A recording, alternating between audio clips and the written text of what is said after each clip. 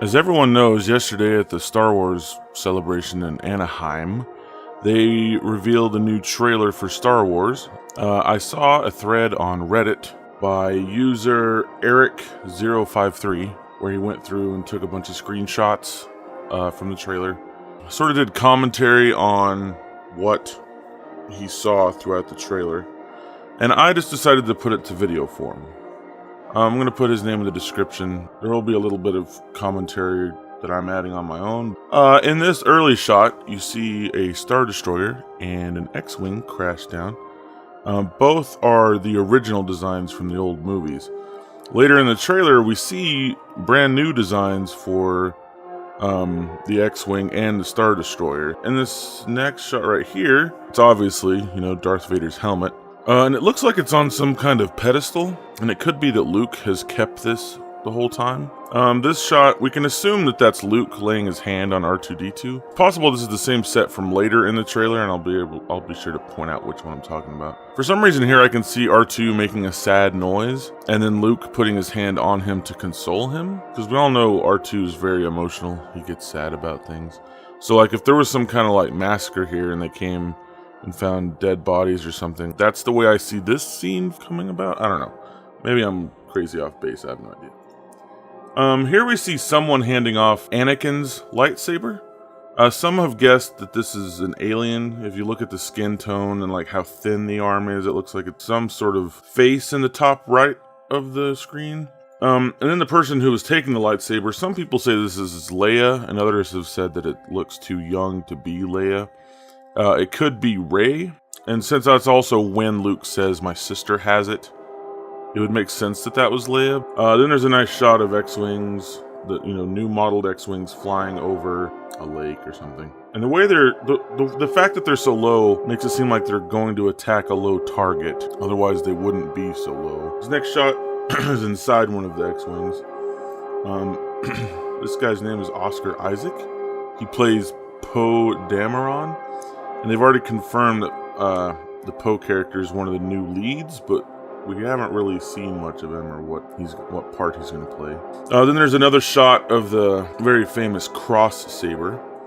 He appears to be in some kind of village in this shot. You can see it looks like a teepee almost. Here's the new Sith guy. I don't think he has a name. I think people have made guesses on the name, but nothing's been confirmed yet. But he's holding the cross saber again, and the cross guard is angled where you almost can't see it, but you can kind of see the point of it to the left at the bottom of the blade. And yeah, it's a cross guard. It's not a hilt. Every lightsaber has a hilt. The hilt is just the part that you hold. And then it looks like he and the stormtroopers are like holding people back. This is the part where I was saying earlier with Luke and R2-D2. That could be the same place, that maybe that happens after this, and like right now they're about to kill all of these people, and then R2-D2 and Luke arrive, see that they've been killed, and that's whenever that scene happens. Now we see the new Empire with a new logo up at the top. In this shot you can see the leader, whoever this guy is, and to the right is a chrome stormtrooper, and you can kind of see, if you look really closely, the chrome trooper has a black cape. And over to the left, it's a TIE fighter, obviously. Above to the right are two snow troopers, and they both have orange pauldrons.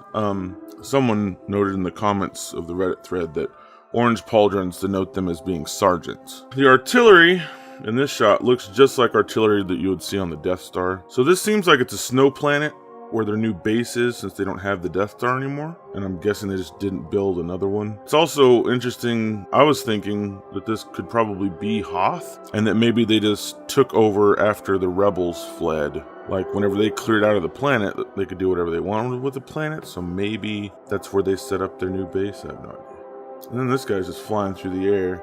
If they used the Wilhelm scream in the new movie, this would probably be when they used it. And this is like a very new design for the TIE Fighter. It's black with, on the left side, there's a little bit of red on it. Plus the gun turret is hanging underneath rather than being fixed onto the body. Here you see Finn taking off his stormtrooper helmet. But there are it looks like bloody fingerprints dragged across the helmet for some reason. So someone died, I guess. Here's the new Star Destroyer design. Here's the Chrome Trooper close up, red and black cape. Probably the same one from earlier in the trailer. More than likely, chrome is used to identify them as some kind of rank. So there's just going to be one. So the one that was on their base planet, wherever it is, I'm just going to say Hoth. It's probably the same one. Here's BB-8. Pretty clearly he's on the Millennium Falcon. And the way he's looking around the corner right here, for some reason reminds me of like R2-D2 poking around a corner to make sure the coast is clear. Which to me could mean two different things, since we don't really know how BB-8's introduced in this one. It could be that the Millennium Falcon has been taken over by someone else, and BB-8 is actually helping and trying to see if the coast is clear. This is the way I think it probably would be. BB-8 is nervous, like a little puppy that has new owners and is unsure of getting close to anybody. So he's looking around the corner because he's shy, basically. There's the TIE Fighter chasing the Falcon into the engines of a Star Destroyer. This Star Destroyer is upside down, so it's not the same one as earlier in the trailer. This looks like such a classic shot because this is an actual set that they built. It's not CG, and you can really tell.